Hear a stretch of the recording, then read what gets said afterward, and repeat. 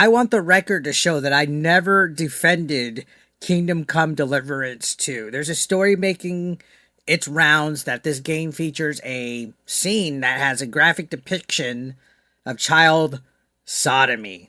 Big yikes here. Now, this game was a topic of debate this last week between, I guess, this divide of anti woke crusaders. There's a side that is like, hey, we don't want free speech to be limited. We want gay sex in the games. And they were defending it. And then you got the side of people saying gay sex and sex in general don't belong in the games at all. Me, look, okay, I could already tell going into this that this game was red flags, especially with the way that Vavra was acting towards reviews, criticism. He was acting very unhinged, unprofessional at that. So I already had a little bit of a bad taste.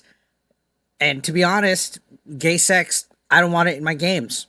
And I don't want butch ass Abby from Last of Us 2 getting railed in my games either. Like I said on my banger tweet. If you guys want to see my thoughts, I said optional or not, gay is gay.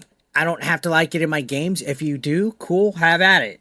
Right? More power to you. I don't want it. Just because I don't want it doesn't mean that I'm limiting your entertainment or your free speech. I have a right to my opinion, just like you have a right to yours. And then again, I said I also wasn't a fan of Butch Abby getting railed in Last of Us 2. And wasn't a fan of the gayness in Baldur's Gate 3 either. I don't call games woke just to call them woke. Every game I've criticized has had a DEI agenda, sweet baby involved, or bad actors pushing narratives like they did against Hogwarts Legacy. And there was this whole argument that this gayness that's in Kingdom Come Deliverance 2 is optional. Oh, it's optional. Like I literally saw people standing up and defending the whole argument that it's optional and stuff. It's still in there, okay? And I'm not going to try to say that I'm some religious zealot that you're going to hell because you want that stuff in your games. To me, it's cringe. I'm going to call it out anyway, okay? Because to me, I don't want it. I can call it out. It's my choice to call it out. Well, now those people were defending a game that has child sodomy in it, apparently. So I'm gonna let the record show. I did not defend this game one bit. And one major part of it was Vavra. So this article from Fandom Pulse, shout out to them, says Kingdom Come Deliverance 2 not only depicts a graphic scene of two individuals engaging in sodomy, but it's now been discovered one of the individuals in question is a teenager. So big freaking yikes here. Now, according to this article, it says the creative director, Daniel Vavra, who is a person that I think has been acting completely unhinged, they're an a-hole, to put it into better words. They confirmed the game features a scene depicting sodomy back in January. And here's the, I guess, Facebook post that they said. So after the leftists cursed me at Nazis for 10 years, now Nazis cursed me at Jews because Saudi Arabia might want to ban KCD because of the homosexual. So that was translated, obviously. Translation doesn't work well, but yeah, apparently this is what he had to say about the gay sex scene being in the game. And this is what he said on X. He reiterated it, saying, KCD is an RPG. You're responsible for your decisions. If you want Henry to try a same-sex adventure, feel free. If you don't want to, you don't have to. All affairs are and were in KCD 1 purely optional. The characters are perfectly aware that it is a forbidden sin. And I get it. Oh, it's immersion. It's optional, blah blah blah, right? People got up in like arms to yell at people that were against this. And I thought that was whack. Everybody's allowed to have their opinion on it. And people could say that this doesn't belong in games without being attacked. I don't understand why there's so much infighting lately, but my main point of contention is this dude, in response to bad reviews of the game, which were already allegedly being censored on Steam. There was this whole article from the Park Place talking about Steam banning negative reviews that call out the co-founder for misleading and woke stuff in the game, right? So there's a whole big controversy about bad reviews getting denied. And then on top of that, you literally had Vavra attacking Metacritic scores. Look at this. A trusted news source. Mission accomplished. We no longer have 90% Metacritic score. Be proud of your excellent journalistic standards, right? Imagine making a game and tweeting something like this.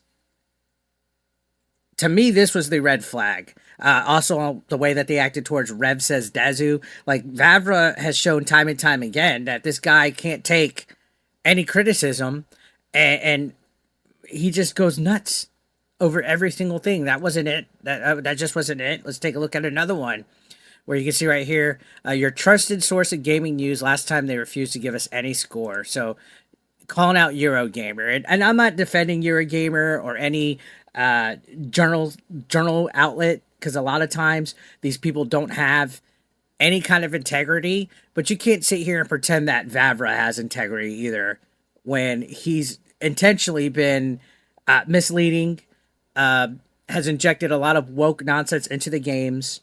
All right, like I said, even if it is optional, it's still there. Okay, I don't care what you have to say. Look at this. So the Metacritic user reviews are open, and guess what? AWWs are hard at work.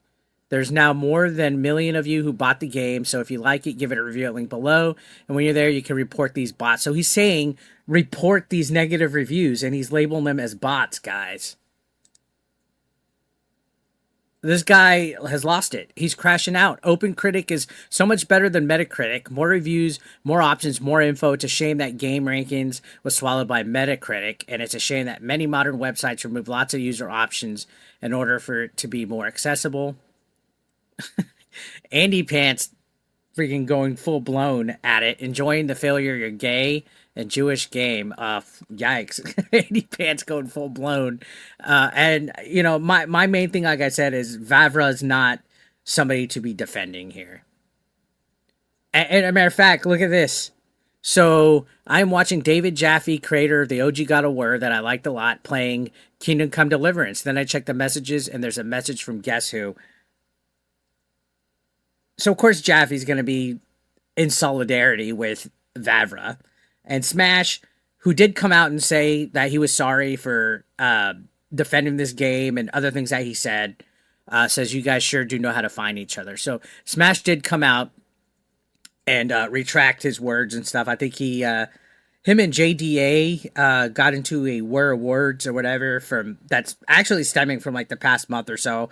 To be honest, it's really been tiresome to follow this whole Goonergate debacle and all that. But Smash has since come out and called Vavra out, so that's good on him. Anyways, back to the topic that we're talking about.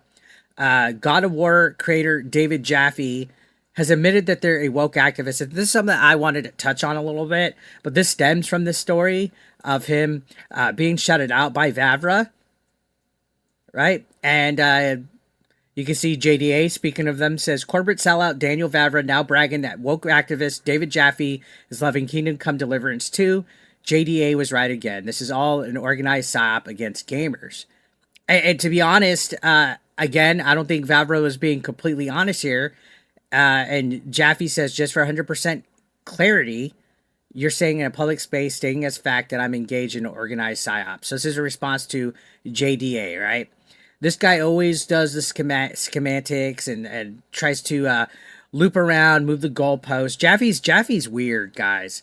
And then you can see Nicodemus says, just for 100% clarity, are you a woke activist? And Jaffe says this, guys.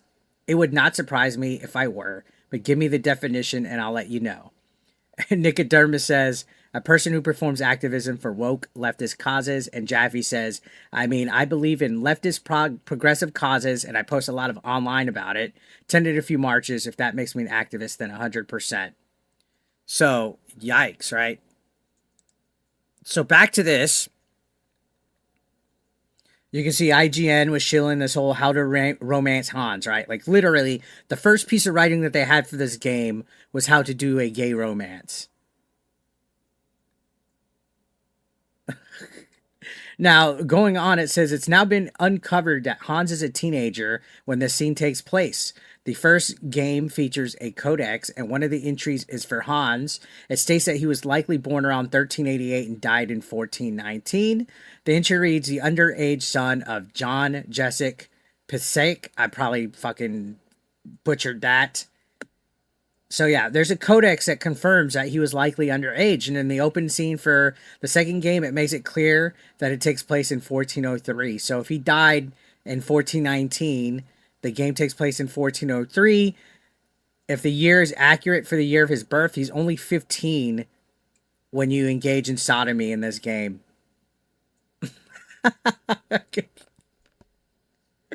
Oh god, thank god I did not defend this crap. So it says it's also quite possible he's born later, and that would make him even younger. Given the age that the game depicts Hans as it should be banned in the US, the game is clearly graphically depicting child porn. Furthermore, authorities should investigate developer Warhorse Studios and seek criminal penalties. So big yikes here, dude. Big yikes. And to top this all off, Vavra has addressed it.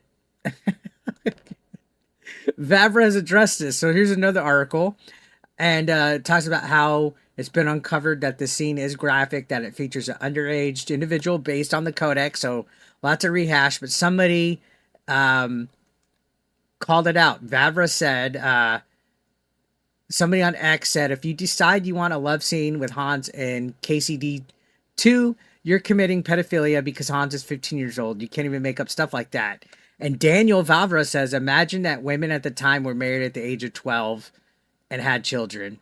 Also, they needed witnesses during first sex. First of all, it's not making it any better, but that's a woman. That's not gay sex. All right? So you're defending underage gay sex here. You're literally defending grooming in general. And then the individual said, if you were aiming for historical accuracy, why are there no children in the game? Because they could be killed. Killing them is bad, but having sex with them is fine. Okay, bud. And Daniel says, so there are no children, but Capon's a child, and you seem kind of lost. And this individual says, so Capon's the only child in the game, and coincidentally, it's possible to have sex with him. You were lost when you designed the game, so a call out. And Vavra, as of this video, has not responded to this call out. So, yeah, absolutely 110% an agenda behind this stuff. You could say it's optional. You could say that it's not a requirement thing, that this game is not woke. It is 110% woke. And Vavra has been misleading and lying. Vavra's a douche on social media.